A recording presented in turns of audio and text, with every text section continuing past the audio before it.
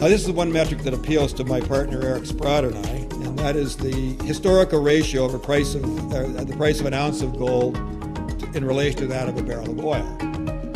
In a relationship that has been in effect since the gold price was unleashed in 1971, a price of an ounce of gold has traded on average in the sort of succeeding 34 years at an average of 15 times that the price of a barrel of oil.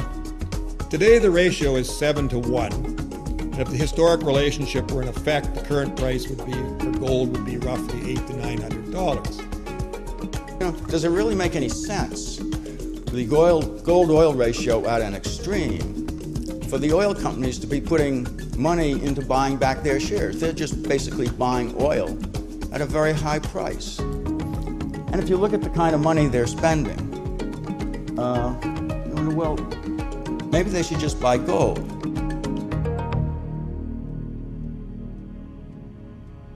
If people think that $400 gold is a lot, it's nothing. The price of gold probably is going to clear $2,000 an ounce before this is all over. So once the gold cartel is exposed, once the light shines upon them, they're done for, because everyone's going to buy up the really small amount of gold that's left.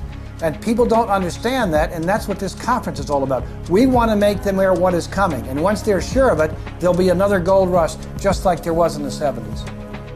The fact of the matter is that when people in the investment community decide, and whatever it takes to get them to decide, I don't know, but when they do, the central banks will be taken out in the flick of an eyelid.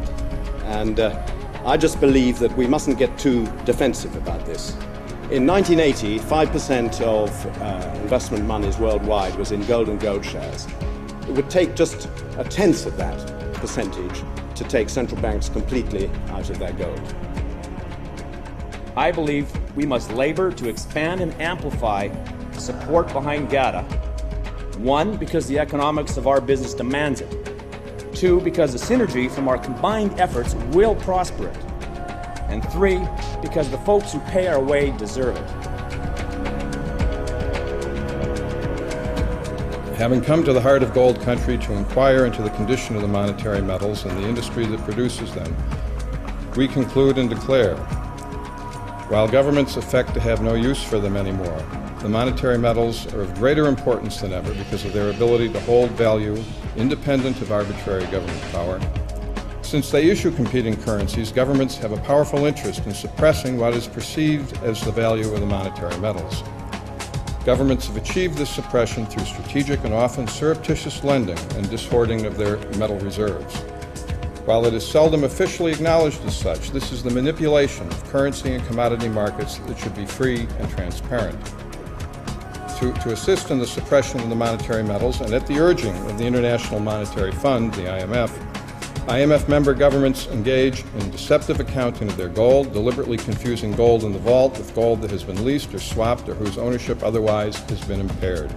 We believe that individuals and nations alike have the right to decide what they will use as money, even as we acknowledge that freely traded gold and silver are simply the most convenient guarantors of economic liberty.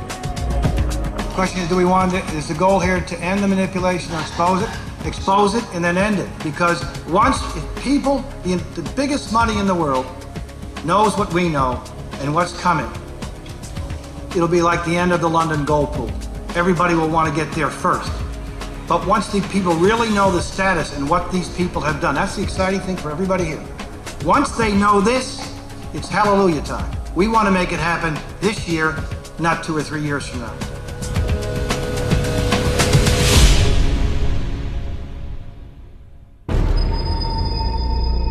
June 4th, 2004. Oleg Mozikov, Deputy Chairman of the Central Bank of Russia. Many have heard of the group of economists who came together in the society known as the Gold Antitrust Action Committee. They believe some senior officials have been manipulating the market since 1994. As a result, the price dropped below $300 an ounce at a time when it should, if it had kept pace with inflation, reached from $740 to $760. August 8th, 2005. A highly regarded economic consultant to Russian President Vladimir Putin, Andrei Bykov, attends the Gold Rush 21 conference.